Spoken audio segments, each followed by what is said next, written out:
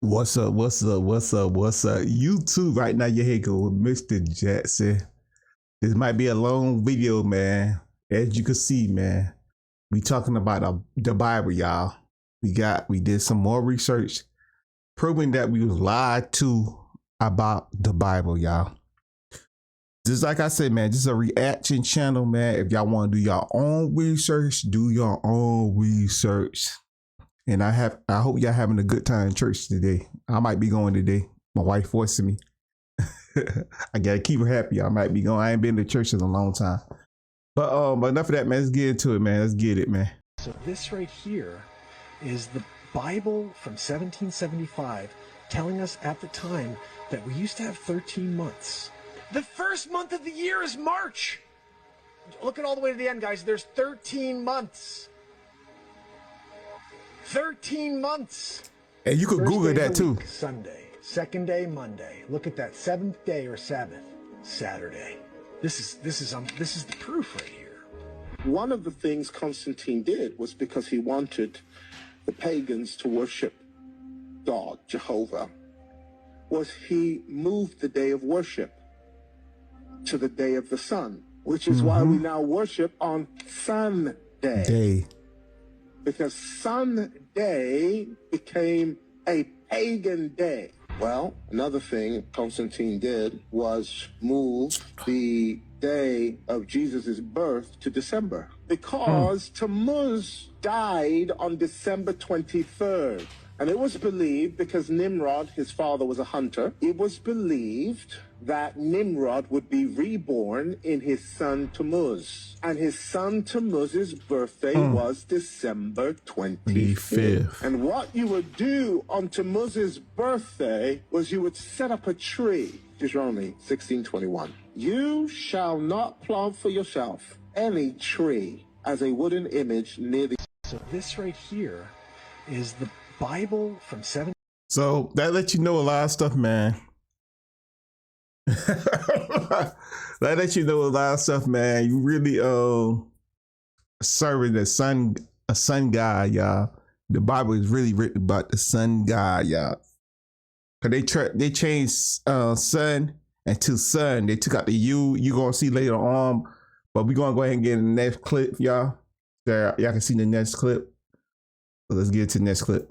They said if we question, we'll be punished. But what if I told you hell never existed in the way you were taught? What if it was created strategically to control your mind, soul, and freedom? Let's talk about one of the biggest spiritual lies ever told, the truth about hell, and how it was weaponized to keep the masses in fear. Now let's take it all the way back. The word hell isn't even in the original Hebrew scriptures. In the Old Testament, you'll find the word Sheol, which simply means the grave, not fire, not torture, just the afterlife. In the New Testament, you'll see Hades, the Greek underworld, a concept borrowed from pagan mythology. And then there's Gehenna, a real location outside of Jerusalem, where trash and dead bodies were burned. Yahshua, the real name of the one they call Jesus, used it symbolically, not literally. So how do we go from graveyard and symbolism to eternal fire and brimstone? Because fear is profitable. Now enters the Roman Empire. After Constantine converted to Christianity in the 4th century, religion became a tool of the state. And what better way to make people obey than to scare them with eternal punishment? The church introduced Dante's Inferno, a fictional poem from the 1300s, as if it were doctrine. It described layers of hell,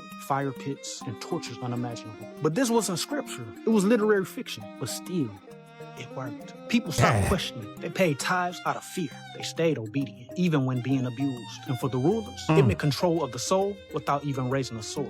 Hell is the original spiritual trauma. It programs you from childhood. Don't question the past, or you'll go to hell. Don't follow your own path, or you'll burn. Don't connect with your ancestors. That's witchcraft. This is spiritual warfare. It suppresses your divine spark. It teaches you to fear your own power. You become dependent on a middleman, churches, pastors, priests, instead of connecting to source directly. Here's the twist. The same system that teaches hell has committed hellish acts on earth. Slavery, colonization, rape, mass genocide, and they told us to forgive or face damnation. Now ask yourself, who really created hell? Our ancestors, before the Bible was weaponized, knew that the afterlife was about transformation, not punishment. In ancient Kemet, they taught that the soul was judged by the weight of the heart, not fire, not demons, but whether you lived in Mayat.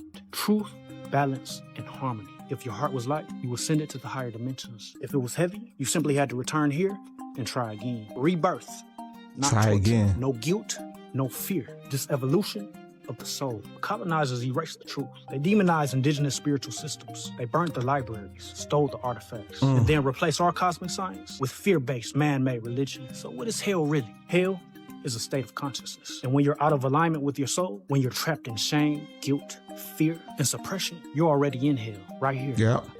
Right now. And the church doesn't want you to realize that. Because the moment you realize that you are source, living in flesh, that you have the power to ascend, to heal, and to return to source, their control ends. It's time to break free from fear. You don't need religion to reach the Most Highs. You are divine. And no man-made hell can hold you anymore. If this woke something up inside of you, put in the comments, let me know. The Great Awakening is here. The time to remember is now. I'm trying to tell you, man. They mind controllers, man. Because what if you go by the Bible like you say you do, man? What back in the day they used to force people to become Christianary. If they didn't, they killed them. So that's you gotta think about something like that, man. You gotta go back into your history, man. You gotta read your history, man. It's because there's a lot of stuff they try to keep away from us. He even said, they burned a lot of stuff, man. But a lot of that stuff coming back up, y'all. People had backups, they didn't know.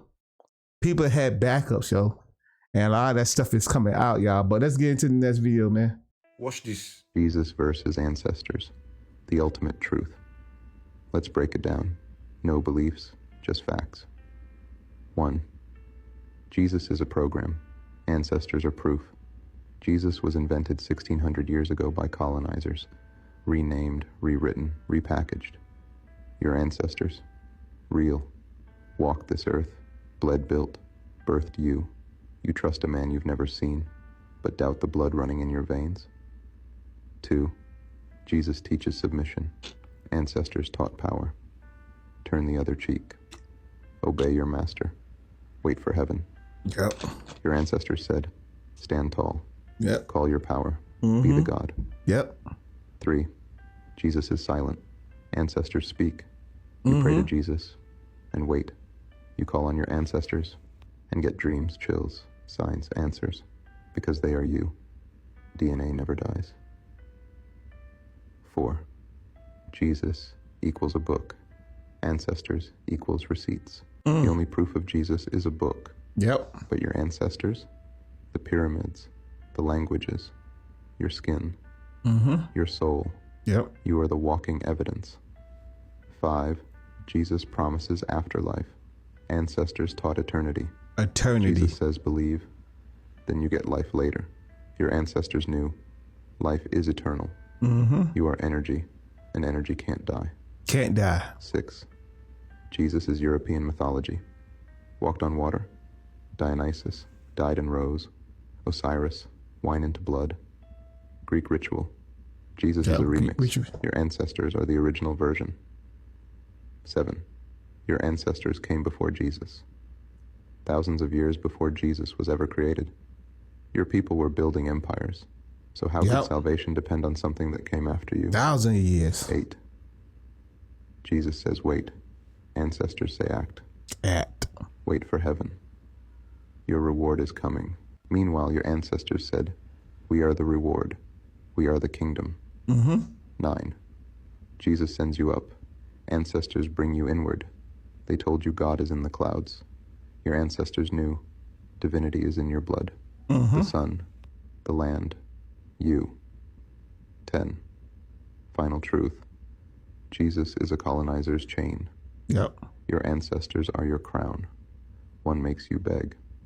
The other reminds you, you were never a slave. You are a God returning. Yep. Watch this. You gotta understand, man. That's why they killed y'all, man, because you was going around passing the word that they don't need to go to these priests and stuff like that. God is within you. He is within you. And they didn't want that to happen. They wanted people to come to them. Like they was like kings and stuff like that. Like they was their masters and stuff like that. But yeah, man, he was trying to stop all that, man. Like you don't need to do all that. It's in your soul. You trying to pass the word, yo. So that's why they stop him. But they try to rewritten like They try to rewritten the Bible, man. We gonna get into that. By King James, the person that rewritten the Bible, yo. Oh my goodness, he was evil. He was an evil guy, y'all. But let's get into the next thing. You're saying the man who translated the Bible beheaded his own mother? Oh yeah. King James I, the man behind the King James Bible, had his mother Mary, Queen of Scots, locked up and then executed, allegedly. He worked with his aunt, Queen Elizabeth I, to make it happen. Why? So he could secure his place as King of England. That's not exactly the kind of story you'd expect from someone tied to the Bible, is it? Nope. It doesn't stop there. James had a thing for demonology. He wasn't just curious about it. He wrote an entire book, Demonology, all about witches, demons, and their nasty tricks. And this is the same guy who decided, hey, I should translate the Bible for everyone. And then there's his personal life. Rumors say he had questionable relationships with men, including his cousin, and he wasn't exactly known for being morally upright. Yet this is the man people trust for one of the most influential versions of the Bible. Do you see the problem here? The more you know, the more you have to question. I started my journey 30 years ago, and I encourage all of you to do the same, because there's so many more problems with modern day Christianity that has absolutely nothing to do with Jesus.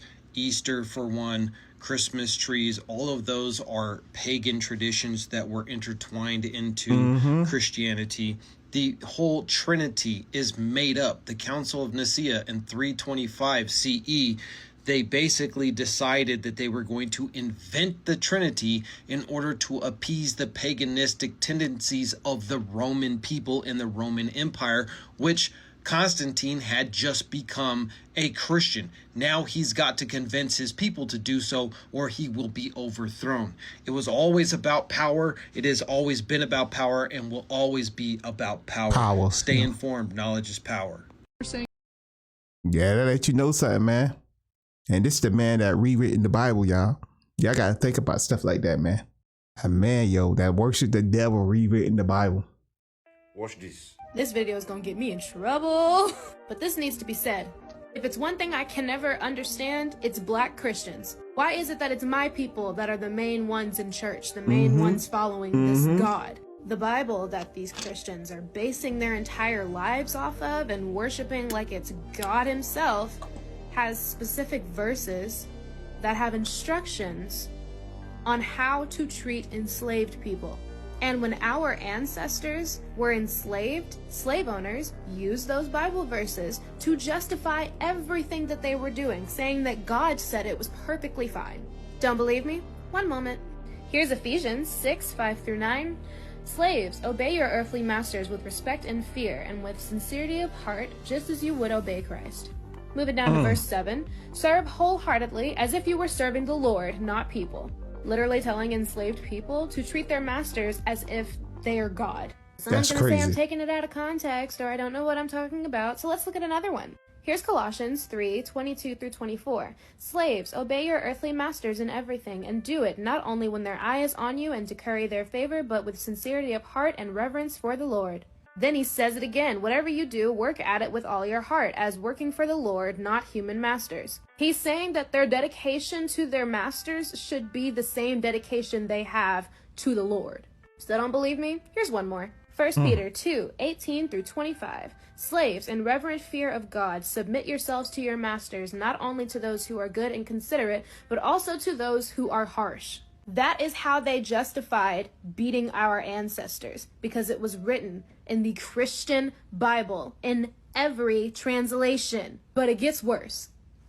For it is commendable if someone bears up under the pain of unjust suffering because they are conscious of God. Literally calling being enslaved commendable. Yeah, I'm sorry, but any loving God that can justify something like slavery will never get my praise. Watch this. You gotta understand the Bible. Just like I said, the Bible was written. This Bible was written for slaves, y'all. Slaves, y'all. Back in the days, we didn't have this, y'all. We didn't worship no Bible, y'all. Back in the days, man. You talk to your ancestors and stuff. I got one video when she gonna break it down to you. But let's get into the next video. I think this is gonna be the next video, the last video probably. Let's get into the next video. I want to talk to y'all something about this Sunday. A lot of y'all dressing up, putting your wigs on and putting on your best Sunday outfits, and you're going into these houses of worship, and you're worshiping God today. Called the Son of God. You know, there was a time they used to call us the people of the sun. Then they said we were sun worshipers back in the day. We wasn't worshiping no sun. You done took the you, capped it off and put a O, and now you got us all worshiping your son. You know, back in the day, they told us that the body was the temple. That's your church, and God living you. Yep, living you. But now they want you to worship some God outside yourself, living up in the sky, sitting on the throne with a bunch of babies around it. Y'all seen them pictures? They drew a God up there with all them babies with no clothes on, with no mama around. Makes you wonder. But let me ask you something, baby. Let me tell you, as long as you don't think God live in you and live outside you, they gonna harness all your spiritual power, baby. Them churches are harnessing sinners to pull all your energy in. Thank you. Your pastors and your priests, they all went to them schools of theology, supposed to be. Well, who taught them about God? Who wrote the curriculum about all these organized religions that they force-fed everybody? Got you bowing down to these symbols and they holidays, a lot of certain star systems and things. It's all spell work, baby. Yep. Do I believe the Bible? I believe there's a lot of truth in that book, but also some of us old girls know that book was used for a lot of spell casting, full of astrology and numerology with your 12s and your 3s and your 6s and your 7s.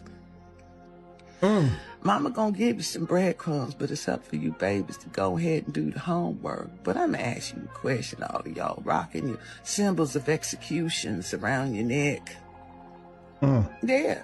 Because when Jesus was hanging on that cross, they had a bow to the left of him and to the right of him. Both with, they was killing people that way. Symbol of execution. So let me ask you something. They would have killed that boy by hanging him. Would you all be wearing nooses around your neck? Makes you wonder. I want to. Yeah, yo. See, I ain't watched the whole thing on this show, but yeah, she crushed it at the end. Damn. See, y'all, man, y'all got to do y'all researches, like I say, man. Y'all got to do y'all research, man. All these different preachers and pastors and stuff like that, man. They went through the training, man. And some of them probably don't even know they went through that training. Well, if y'all want to see more of this, man, like, comment, subscribe, man. And I see you. Peace. I'm out.